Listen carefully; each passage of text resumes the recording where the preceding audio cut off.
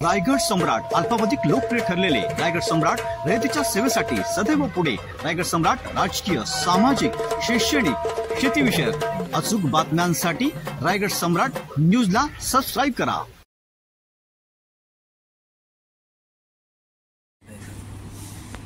कसं आहे की आज माझा वाढदिवस आहे.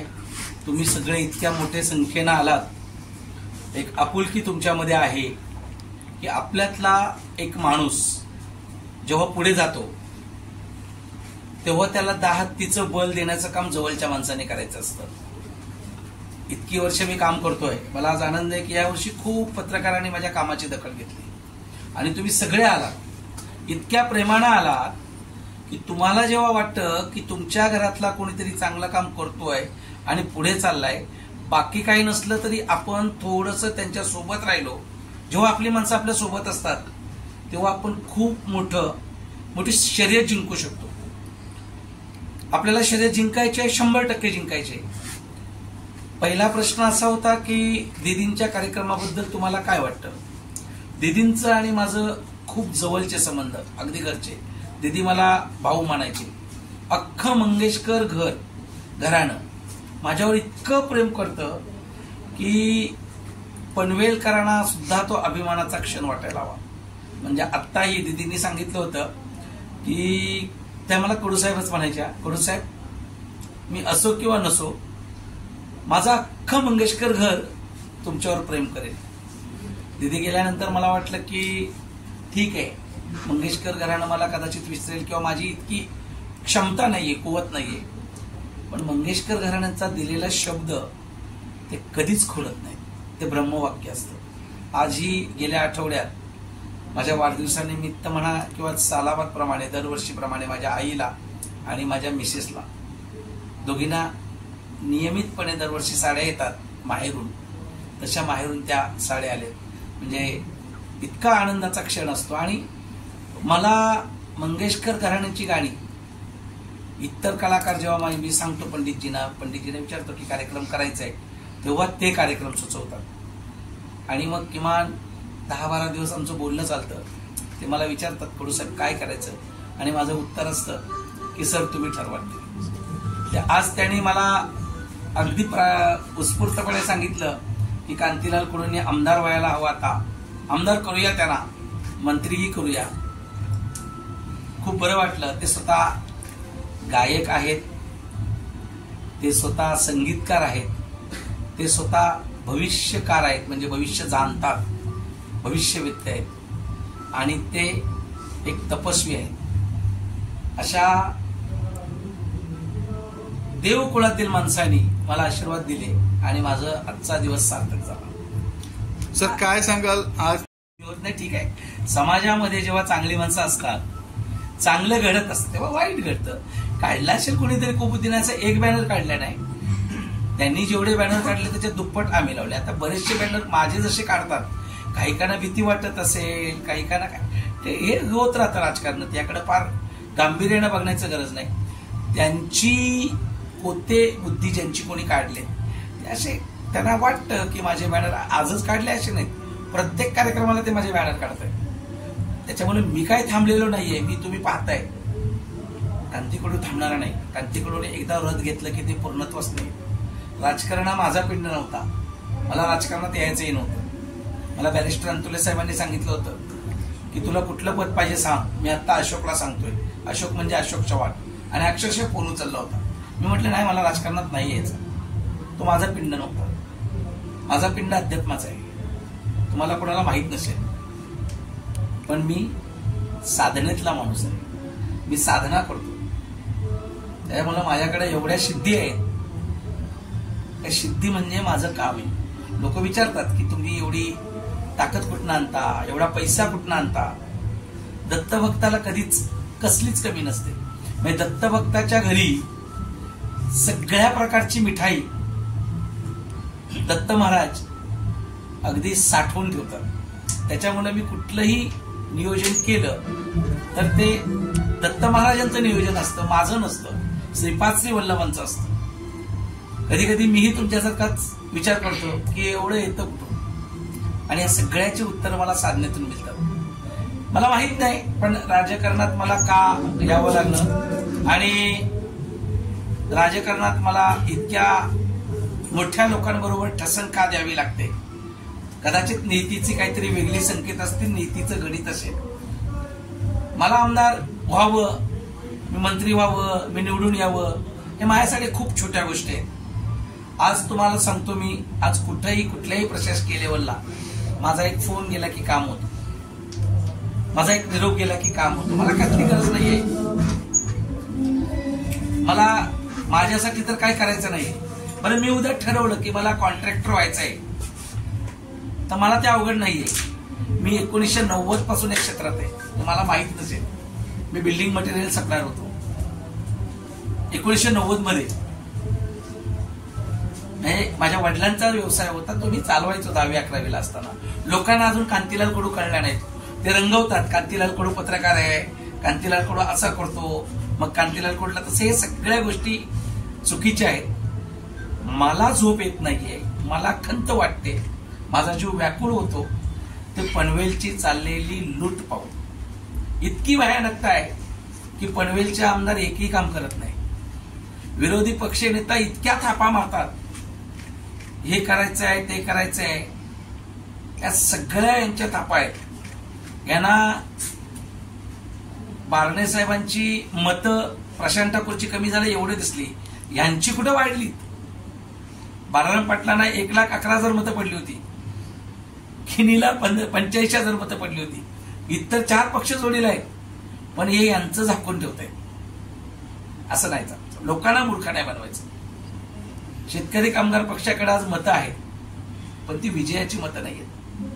3 वेळा त्यांचा आमदार बदल पडलाय, पराभव झालाय. त्यांनी आता लोकांसाठी विचार केला पाहिजे. त्यांनी पक्ष टिकवण्याचा विचार केला पाहिजे. त्यांच्याकडे 100% निष्ठावंत लोक आहेत, मतदार आहेत, पण ती विजयाची दिशा नाही. आणि भारतीय जनता पार्टी जर पुन्हा निवडून आला तर शेतकरी कामगार पक्ष आणि इतर पक्ष औषधालाही उरणार नाही. आणि मला इथली परंपरा टिकवायची आहे. शेका पक्ष जगला पाहिजे, राष्ट्रवादी जगली पाहिजे, शिवसेना जगली पाहिजे, दोन्ही शिवसेना असतील, दोन्ही राष्ट्रवादी, काँग्रेस राहिली पाहिजे. कारण विरोधी पक्ष जेव्हा मजबूत असतो तेव्हा सत्ताधारी पक्षाला, आणि नुसता मजबूत नाही, चाप विचारणारा आणि विरोधी पक्षात अभ्यासू लोक हवे. नुसती कोणीतरी पद द्यायची म्हणून द्यायची आणि उभी करायची, त्याला काय अर्थ नाही. इथं आज पनवेलकरांचं दुर्दैव काय आहे की विरोधी पक्षच नाही. आणि तुम्हाला माहिती आहे की त्यांना, सत्ताधाऱ्यांना असं वाटतं की आम्ही सगळे विकत घेऊ शकतो. अभिमान बाळगा, सगळ्यांना विकत घेतला असेल, कांतीलाल कडूला विकत घेऊ शकले नाहीत. 2014ला रामशेठ ठाकूरांचं सांगून रामशेठ ठाकूर साहेबांना सांगितलं की याच्या पुढे तुमचं माझं वैर नाही, तुमच्या बंगल्यावर मी येणार नाही. आणि त्यांना तेव्हा माझी जी भीती वाटली, तेव्हा त्यांनी भीतीनं पछाडलंय. त्याच्यानंतर माझ्या विरोधात अनेक कटकारस्थानं केली, तरीही मी शांत होतो. पण एखाद्याला आयुष्यातनं उठवण्याचा प्रयत्न करू नका. माझं ठीक आहे, अख्खी पनवेल लुटून खाली, पनवेल महापालिका लुटली, टक्केवारीचं राजकारण आणि विधायक कामच झाली नाही. या सगळ्यांचे पुरावे मी देणार आहे. माझे कोर्टात काही प्रकरणं पाठवलीत, काही मी शासकीय अधिकाऱ्यांकडे गेलोय. मला याच्यातून काही नको आहे. मी आमदार झालो नाही, मला काही फरक पडणार नाही. माझं इनमिन पंचकोणी कुटुंब आहे. माझी आई आहे, माझी मिसेस आहे, 2 मुलं माझी चांगली शिकत आहेत. मुलगी MBBS ला आहे आणि ती सुद्धा मेरिटमध्ये आली. तिला गव्हर्नमेंट कोट्यातून ऍडमिशन मिळालंय, सायन हॉस्पिटलला आहे, 2nd इयर MBBS. मुलगा माझा रोहिया कॉलेजला आहे. माझी मुलगी डॉक्टर झाली की लोकांना मोफत, जसं मी आज कार्यक्रम मोफत करतोय तसं मोफत औषधोपचारासाठी हॉस्पिटल टाकणार आहे. आम्हाला काही नको आहे. आम्ही जे आहे आमच्या भगवंताने दिले ते खूप आहे. पण ही सगळी पनवेलला जी राक्षसं वाढलीत ना, ह्या राक्षसांचा खात्मा केला नाही तर सर्वसामान्य माणसाला जगता येणार नाही. आज तुम्ही बघा, सर्वसामान्य माणूस असो किंवा मध्यमवर्गीय असो, त्यांच्या मुलाला ऍडमिशन मिळत नाही. नर्सरीपासून प्रॉब्लेम आहे. मग यांनी केलं काय? आज नगरपालिकेचा प्रश्न आहे, मालमत्ता कराचा प्रश्न आहे. मी देतो तुम्हाला 2 वर्षाची मालमत्ता कर सूट देतो, अगदी प्रशासकीय चौकटीत बसवून. फार त्याला डोकं लागत नाही, पण हे करण्याची मानसिकता नाहीये. आणि आमदारांचं तर उलटच चाललंय आपलं. मालमत्ता कर नाही भरलात तर तुम्ही केसेस करेल. केसेस करून दाखवा तुम्ही. आणि मी मालमत्ता कर 2 वर्षाचा, मी तुम्हाला पुन्हा सांगतो, 2 वर्षाचा सदनिकाधारकांचा. तुम्ही उद्या म्हणाल की बांधकाम व्यावसायिक असतील किंवा कारखानदार, मला त्याच्याशी घेणं देणं नाही. मी सर्वसामान्य मध्यमवर्गीय माणसांसाठी 2 वर्षाचा, कारण त्यांच्यावर 2 वर्षाचा अन्याय झालाय. महापालिकेने कामं न करता 2 वर्षाचा त्यांच्याकडनं जो काही टॅक्स भरला गेला, घेतला गेला. विरोधी पक्षाची सत्ता होती उद्धव साहेबांच्या हातात, तेव्हा त्यांनी केलं नाही. यांची सत्ता आली तेव्हा यांनी केलं नाही. हे सगळे एका मालेतील मणी आहेत. मला जर महाविकास आघाडीने दिलं तर मी महाविकास आघाडीलाही सांगेन की आपली चूक सुधारून आपण 2 वर्षाचं देऊया. मला जर दुसऱ्या कोणी तिकीट दिलं तर मी तसं करेन. मी सगळ्यांकडे विनंती करणार आहे. मी माध्यमांसमोर बोलते अशातला भाग नाही. मी 2014ला शेतकरी कामगार पक्षाच्या सगळ्या नेत्यांना भेटलोय की आपल्याला भस्मासून गाडायचं आहे. शेतकरी कामगार पक्षाच्या नेत्यांची डेअरिंग होत नाही. मी काँग्रेसच्या नेत्यांना भेटलोय, शिवसेनेच्या नेत्यांना भेटलोय. काही पक्षांनी मला बोलवलं होतं. मला माहित नाही काय होते ते. पनवेल विकली जाते, लोकांचा दोष नाहीये. राजकीय पक्षही विकले जातात, का जातात मला माहित नाही. पण हे कुठेतरी अंत आहे. तुम्हाला खरं सांगतो, आज वाढदिवसाच्या दिवशी मला आज पनवेल बदललेली दिसते. पनवेलच्या लोकांचं एवढं प्रेम दिसतोय ना की जशी बार्नेनवर, म्हणजे प्रशांत ठाकूरांना 2,13,000 मतं होती आणि ह्यांना 1,50,000 मतं पडली. मतदान कमी झालं, पण वाढलेलं मतदानाचं काय याच्यावर कोणी बोलत नाही.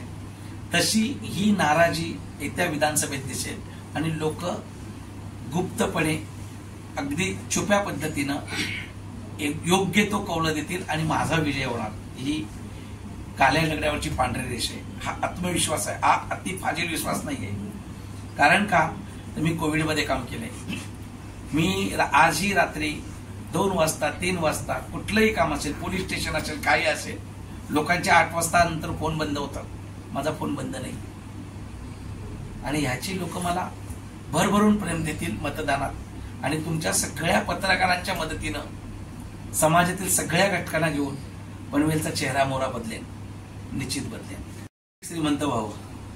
प्रत्येक जण सक्षम समर्थ झाला पाहिजे. त्याला मार्ग दिसत नाही किंवा हे लोक मार्ग दाखवत नाहीत. कसं आहे की कॉन्ट्रॅक्ट घेतला तर जो नेता आहे त्याचं बगल बच्चा असतो, तो त्यांचं बघतो. मीडियासाठी कोणी काही केलं नाही. आज मी ज्यावेळी पत्रकार संघाचा अध्यक्ष होतो त्यावेळी सिडकोकडनं भूखंड मंजूर करून घ्यायला मी होतो. माझी टर्न संपली, काय झालं तुम्ही पाहताय. आणि इतके लोक हरताले आणतात. का दिले नाही पत्रकारांना घर? सांगा ना मला. मी आमदार झालो की प्रत्येक पत्रकाराला घर देतो. सरकारी कोट्यातून दिलं नाही, कांतीलाल कडू दे. का उघड आहे? तुम्हाला माहित नाही आज पनवेलमध्ये एवढं वाईट प्रकार चाललाय, धोकादायक बिल्डिंग, याच्यातनं केवढा पैसा कमवला जातो माहितीये तुम्हाला? परवा साई मंदिराजवळची 17 वर्षाची इमारत धोकादायक ठरवून त्यांना बाहेर काढले. सगळ्यांकडे जाऊन आले. मग मी त्यांना म्हटलं बाबा थांबा, त्यांची तयारी नाही झाली. मग त्यांना पाणी दिलं, मग त्यांची लाईट जोडणी वगैरे चालले. 17 वर्षात इमारत धोकादायक होऊ शकते का? पण तिथं मलिंदा मिळतो. आणि याच्यामध्ये सगळ्यामध्ये कोण आहे बघा, पनवेलच्या आमदारांना इतकी मोठी कंपनी असताना बांधकाम व्यवसायात का जावं लागलं? माझ्या पत्रकारांनी बांधकाम व्यवसायात का येऊ नये? माझ्या पत्रकारांनी राजकारणात का येऊ नये? आणि मी एवढा ठाकूर घराण्याचा जवळचा माणूस, 23 वर्षे त्यांच्यासाठी राजकारणात समाजकारण केला. अक्का विवेक पाटील अंगावर घेतला मी 2009 मध्ये. मला नगरसेवक त्यांना करता आलं नाही. कोते मनाचे आहेत ते. नगरसेवक जाऊ दे, चला त्यांनी सांगितलं होतं तुझ्यासाठी मी इतिहास घडवेन, तो केला नाही त्यांनी. पण मग नितीन पाटील तुमचे कोण लागतात? जयंत पगडे कोण लागतो? इतर लोकांना तुम्ही स्वीकृत नगरसेवक पाठवले. तुमच्या मनाचा मोठेपणा असता तर मला का नाही पाठवलात? मी तुमच्या नात्यातला आहे, घरचा आहे. तुमच्यासाठी 23 वर्षे लढलेत. आणि मी जे केलंय, तुम्हा लोकांना फक्त एवढंच माहिती असेल, कांतीलाल कडू ठाकूरांच्या जवळचा होतो. कांतीलाल कडू नसता तर ठाकूरही नसते राजकारणात. तुम्हाला माहित नाही अजून. जे शाश्वत आहे ना ते उशिरा मिळतं, आणि जे टिकाऊ नसतं ना ते तुम्हाला सहज मिळतं. बोनसाय झाडं असतात ना, त्यांना फुलं लवकर येतात. ही बोनसाय आहेत राजकारणातले. मी शाश्वत आहे. हा चाफा सदैव बहरणार आहे. हा गुलमोहरासारखा सदैव बहरलेला असेल. हा मोगऱ्यासारखा तुम्हाला सदैव सुगंधित करेल. सुकली तरी बकुळीचा वास राहतो ना, ती बकुळी म्हणजे कांतीलाल कडू आहे. संपणारा नाही आणि संपवणारा फायदा झाला नाही. मी अजून पेटलेलो नाहीये. मी वाट बघते मला कधी पेटवतात. ज्या दिवशी पेटेल त्या दिवशी सगळे विरोधक एका दिवसात खाक करेल.